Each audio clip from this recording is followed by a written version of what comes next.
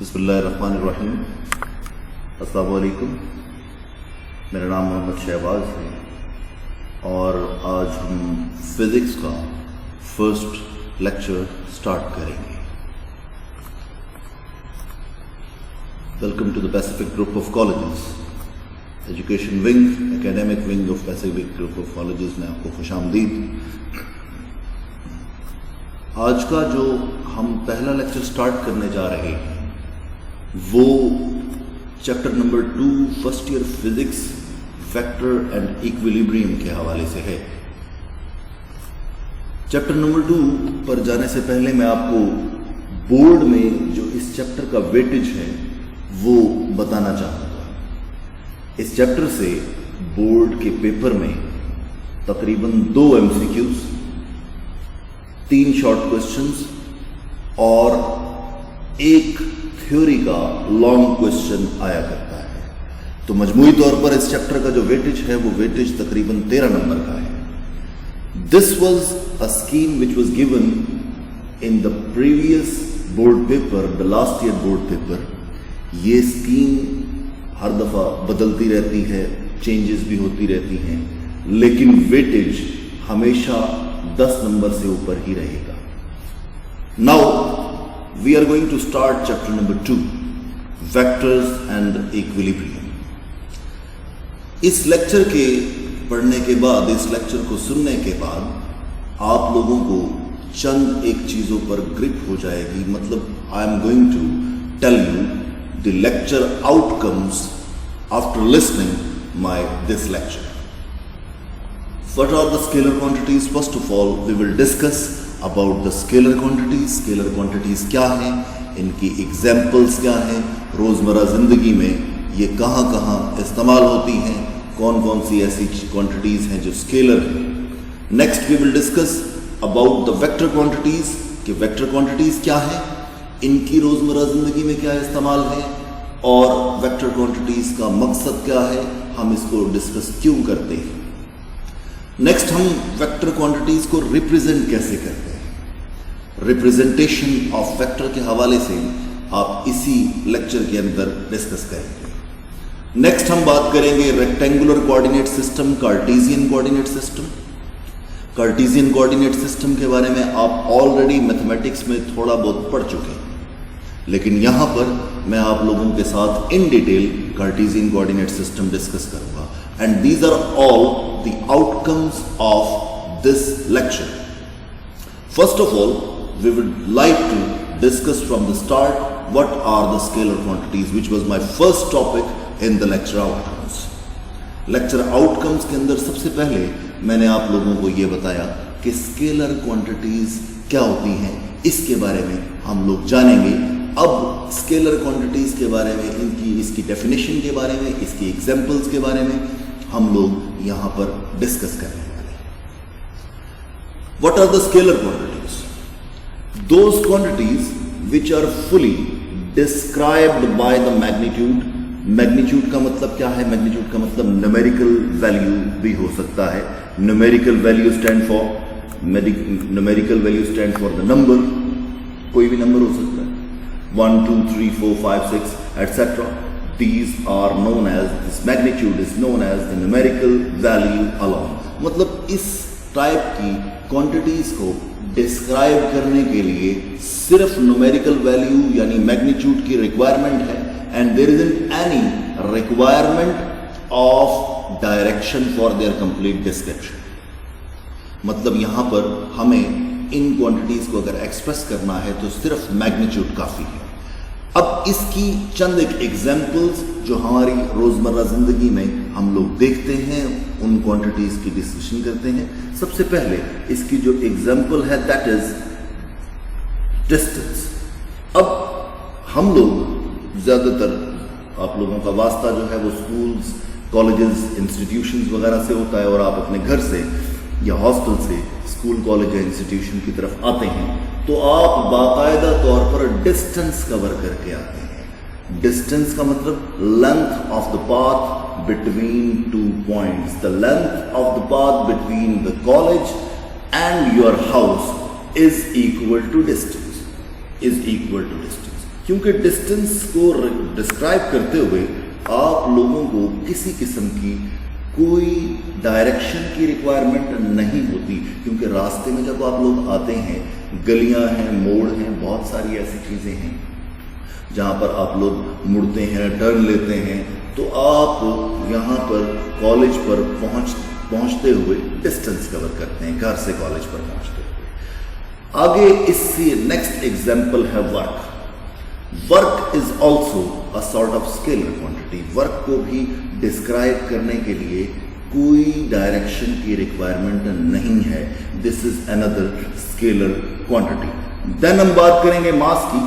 मास जब भी हम किसी भी मतलब शॉप पर जाते हैं, किसी ग्रॉसरी शॉप पर जाएं, किसी वेजिटेबल शॉप पर जाएं, लेट्स से हम किसी वेजिटेबल शॉप पर अवेलेबल हैं और कुछ वेजिटेबल्स हमने खरीदने हैं। खरीदते हुए आप लोग लेट्स से आलू खरीद रहे हैं या पोटैटोज या फिर टमाटोज, टमाटर वगैरह खरीद रहे हैं, तो खरीदते हुए आप उसका बाकायदा तौर पर मैस बताते हैं। लेट्स से आप कहते हैं जी हमें 2 kg यानी 2 kilograms पोटैटोज रिक्वायर्ड हैं। Now there isn't any requirement for the representation for the describing of direction. Direction को डिस्क्राइब करने की जरूरत नहीं है। बगैर डायरेक्शन के ये बात पूरी हो जाती है कि इतना मैस हमें, इतनी क्वांटिटी में मैस हमें रिक्वायर्ड है किसी भी सब्जी का, किसी भी वेजिटेबल का। देन हम बात करते हैं टाइम की। Time is also a sort of scalar quantity. Time भी एक स्केलर क्वांटिटी है कि टाइम को भी एक्सप्रेस या रिप्रेजेंट करने के लिए कोई डायरेक्शन की रिक्वायरमेंट नहीं होती। टाइम आप लोगों का बाकायदा तौर पर सिर्फ और सिर्फ यूनिट और उसको न्यूमेरिकली रिप्रेजेंट करने से डिस्क्राइब हो जाता है मुकम्मल। Then temperature. टेम्परेचर की बात करते हैं। Temperature 32 degree Celsius, 37 degree Celsius या केल्विन, लेट्स से टेम्परेचर के स्केल के अंदर 3 यूनिट स्केल है। 3 यूनिट्स हैं, 3 टाइप के, Fahrenheit scale, Kelvin scale and Celsius scale. इन तीनों यूनिट्स को इस्तेमाल करते हुए आप सिर्फ और सिर्फ टेम्परेचर की क्वांटिटी बताया करते हैं, ना कि डायरेक्शन। मतलब टेम्परेचर भी आपका बगैर किसी डायरेक्शन के रिप्रेजेंट हो जाता है। These are all some of the examples of scalar quantities. Next हम मूव करते हैं वेक्टर क्वांटिटीज की तरफ। What are the vector quantities? Vector quantities are those quantities which are fully described by the magnitude and direction। मतलब vector quantities को मुकम्मल तौर पर डिस्क्राइब करने के लिए मैग्नीट्यूड और डायरेक्शन दोनों की रिक्वायरमेंट है। इन दोनों के बगैर ये वेक्टर क्वांटिटीज मुकम्मल तौर पर डिस्क्राइब नहीं हो सकती। The vector quantities require the magnitude as well as the direction for their complete description. Means we require the direction as well as the magnitude for their complete description. Both of these things are required in order to describe a vector quantity. Next हम बात करते हैं इसकी चंद एक examples की। Example में सबसे पहली जो एग्जाम्पल है वो डिस्प्लेसमेंट। डिस्प्लेसमेंट को चेंज इन पोजिशन कहते हैं। Change in position from initial point two final point. Initial position, initial point से फाइनल पॉइंट तक आप लोगों को डायरेक्शन बतानी पड़ती है और ये शॉर्टेस्ट डिस्टेंस है between 2 points from initial to final. Therefore because we are describing the direction as well as the magnitude, therefore the displacement is a vector quantity. Force की बात करें, फोर्स भी एक वेक्टर क्वांटिटी है, बाकायदा तौर पर किसी डायरेक्शन में लगा करती है। विदाउट डायरेक्शन फोर्स डिस्क्राइब नहीं होती। In the same way, torque and acceleration and momentum, these are all the vector quantities. They require completely direction and magnitude. Magnitude और direction दोनों के बगैर ये completely तौर पर describe नहीं हो पाएंगी। Now I'm moving towards the next article, and the next article is representation of vector. Representation का मतलब ये होता है कि वेक्टर को जाहिर कैसे करेंगे। रिप्रेजेंट करने का मकसद वेक्टर की जाहिरी हालत से है। अब यहां पर वेक्टर को रिप्रेजेंट करने के 2 तरीके हैं। First of all, there are two types of representation of vector quantities. First is the symbolic representation and the second one is the graphical representation. Symbolically भी वेक्टर को रिप्रेजेंट किया जा सकता है, ग्राफिकली भी रिप्रेजेंट किया जा सकता है। अब फर्स्ट हम डिस्कशन करेंगे सिंबॉलिक रिप्रेजेंटेशन की। वेक्टर की सिंबॉलिक रिप्रेजेंटेशन क्या है? Symbolically, the vector can be represented by the letters of English with arrowhead or bold letters of English. ये चंद representations मैंने आपके सामने बनाई हैं। एक तो ये this is bold letter of English। एक ये कोई भी आप लेटर डालें, उस लेटर के नीचे कोई लाइन लगा दें तो भी वेक्टर रिप्रेजेंट हो जाता है।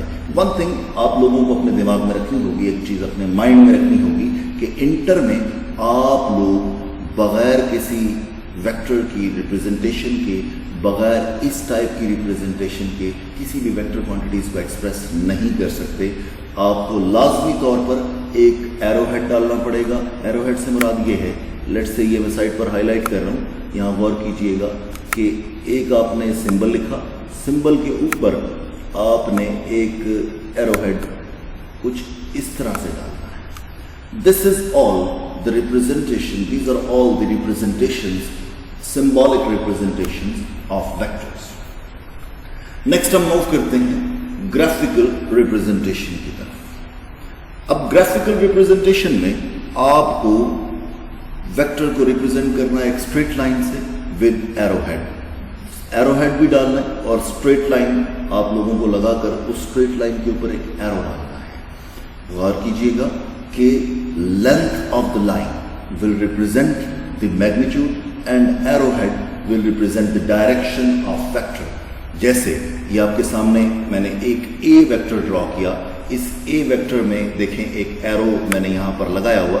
ये जो एरो में this is length of the line is representing the magnitude of vector and this arrow is representing the direction. ये एरो जो है this is about direction, magnitude and direction. You must be aware कि एक vector के पास दो quantities, दो चीजें हैं, दो चीजें अवेलेबल हैं, एक उसकी डायरेक्शन, एक मैग्नीट्यूड। मैग्नीट्यूड को रिप्रेजेंट करने के लिए हम क्या लगाएंगे? एक लाइन, उस लाइन की लेंथ जो होगी वो मैग्नीट्यूड को शो करेगी and arrowhead will represent the direction of vector. This is the symbolic and graphical representation of a vector. अब हम लोग आगे चलते हैं रेक्टेंगुलर कोऑर्डिनेट सिस्टम की जाने। आप लोगों ने रेक्टेंगुलर कोऑर्डिनेट सिस्टम ऑलरेडी पढ़ा हुआ, इसमें आप लोगों को पता होना चाहिए this rectangular coordinate system is also known as the Cartesian coordinate system. Cartesian coordinate system भी इसको कह सकते हैं। अब यहां पर कार्टेशियन कोऑर्डिनेट सिस्टम या रेक्टेंगुलर कोऑर्डिनेट सिस्टम की first of all definition given है। 2 या 3 रेफरेंस लाइंस लगानी है आपने, 2 या 3 रेफरेंस लाइंस आप लोगों ने ड्रॉ करनी है। उन दोनों लाइनें आपस में एक दूसरे के ऊपर राइट एंगल पर हों, मतलब दोनों एक दूसरे पर परपेंडिकुलर हों, और दोनों लाइनों को आप नाम देंगे कोऑर्डिनेट सिस्टम, ये कोऑर्डिनेट एक्सिस का, और उनका जो पॉइंट ऑफ इंटरसेक्शन, जिस पॉइंट पर वो आपस में एक दूसरे को इंटरसेक्ट करेंगी, वो उस पॉइंट को आप नाम देंगे ओरिजिन का। That point is known as origin. अब इस टाइप के सिस्टम को आप नाम देते हैं रेक्टेंगुलर या फिर Cartesian coordinate system. Rectangular coordinate system और Cartesian coordinate system. There are 2 types, 2 किस्म के हैं रेक्टेंगुलर या फिर Cartesian coordinate system. There are 2 types of rectangular और कार्टेशियन कोऑर्डिनेट सिस्टम। सबसे पहले जो इसकी टाइप है वो है 2 डायमेंशनल कोऑर्डिनेट सिस्टम। यहां पर डायमेंशन से मुराद एक लाइन है, मैं आपको आगे डायग्राम में भी एक्सप्लेन करूंगा। डायमेंशन से मुराद यहां पर लाइन है। There are 2 types of rectangular coordinate system. 1 is 2 dimensional coordinate system और दूसरा जो है उसको हम नाम देंगे 3 डायमेंशनल कोऑर्डिनेट सिस्टम का। फर्स्ट ऑफ ऑल हम लोग टू डायमेंशनल कोऑर्डिनेट सिस्टम की तरफ चलते हैं। First of all we will discuss two dimensional coordinate system. अगर दो लाइनें, two reference lines drawn at right angle to each other, दो लाइनें आपकी अगर एक दूसरे के ऊपर परपेंडिकुलर हों और दोनों एक पॉइंट पर इंटरसेक्ट करें, जिस पॉइंट पर इंटरसेक्ट करेंगी उसे आप क्या कहेंगे, ओरिजिन, और इस टाइप के कोऑर्डिनेट सिस्टम को आप नाम देंगे two dimensional coordinate system. This type of system is known as two dimensional coordinate system. अब हम इसी के हवाले से एक डायग्राम भी देखेंगे और थोड़ी बहुत हम इसकी एक्सप्लेनेशन भी करेंगे। अब दो लाइनें हैं, यहां पर गौर कीजिएगा, इसी ट्रायंगल के अंदर, इसी आप लोग इसी डायग्राम में गौर करेंगे, दो लाइनें हैं। एक लाइन आपके सामने ये वाली horizontal line, I am highlighting the line, यहां पर मैं आपके सामने लाइन को मैंने हाईलाइट किया। ये जो हाईलाइटेड लाइन है, first of all which I have highlighted is known as the horizontal line, या फिर इसको आप हॉरिजॉन्टल एक्सिस, एक्स एक्सिस, इन तीनों में से कोई भी नाम दे सकते हैं, हॉरिजॉन्टल एक्सिस या एक्स एक्सिस या horizontal line. This is all about the horizontal line. Now the second line is vertical line, this is the vertical line. Vertical line is also known as the Y axis, vertical line को आप Y axis का नाम भी दे सकते हैं।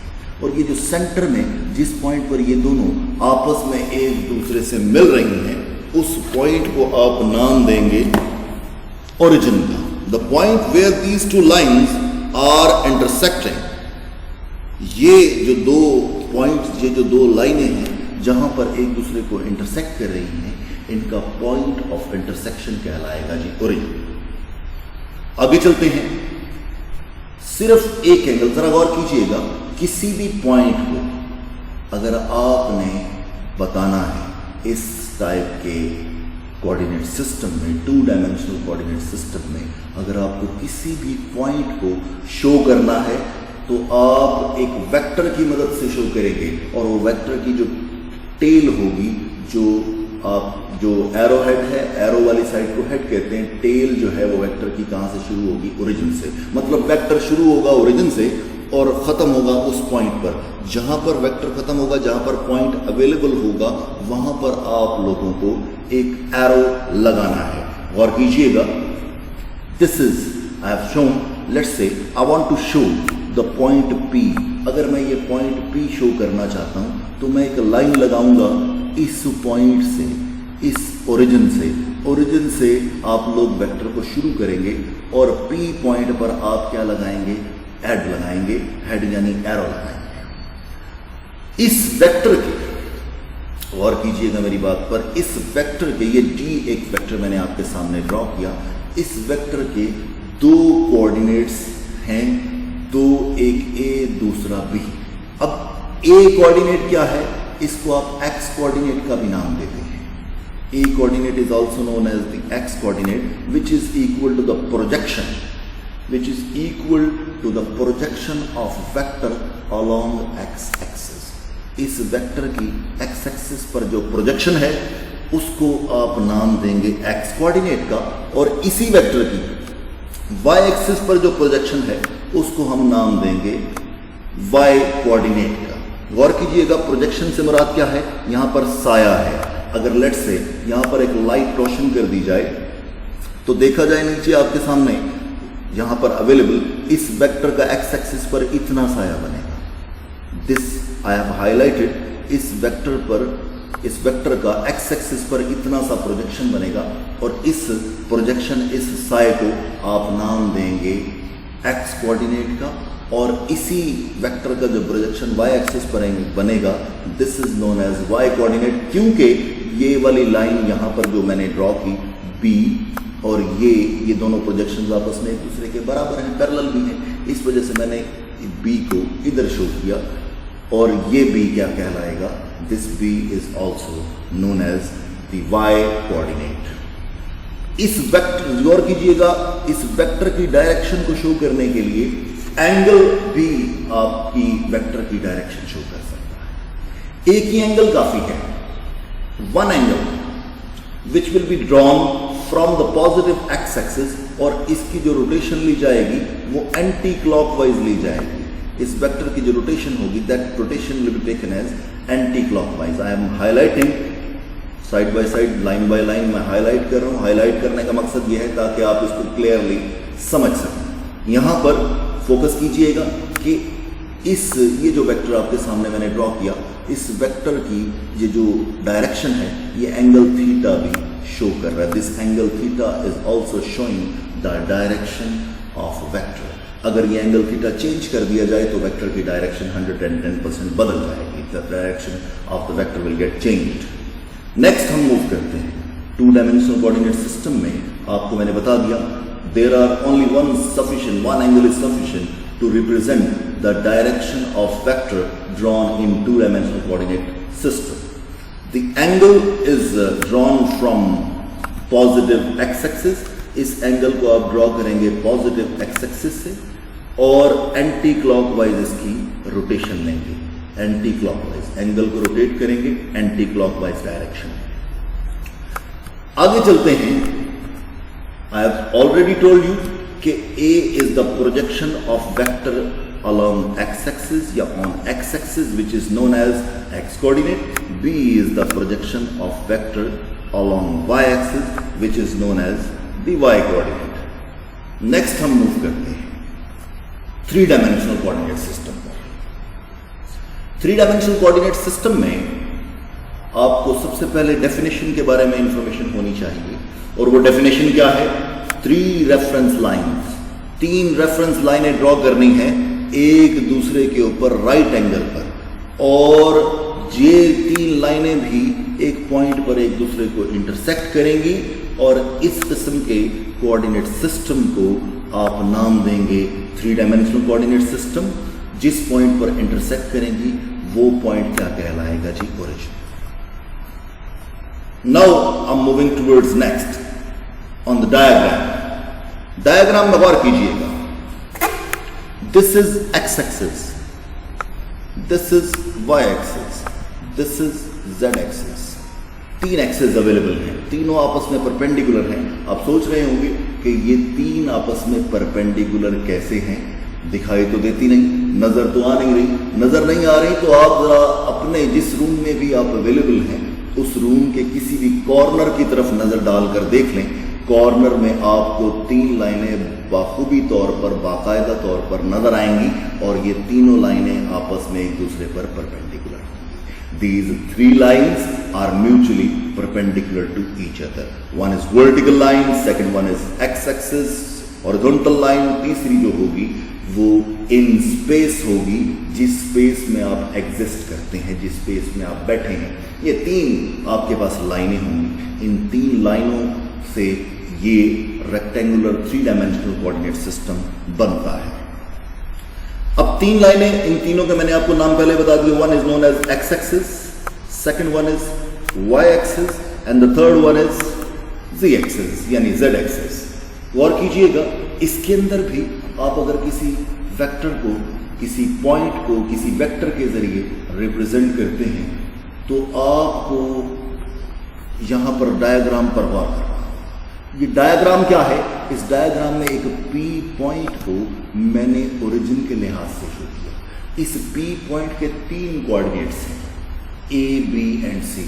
A is known as the x coordinate, B is y coordinate, C is z coordinate.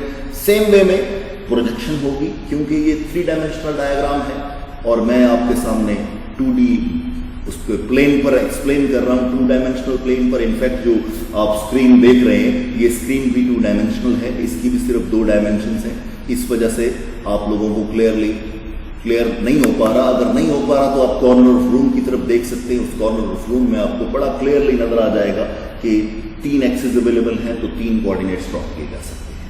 A is the projection of vector along x-axis, B is the projection of vector along y-axis, C is the projection of vector along z-axis in 3-dimensional coordinate system.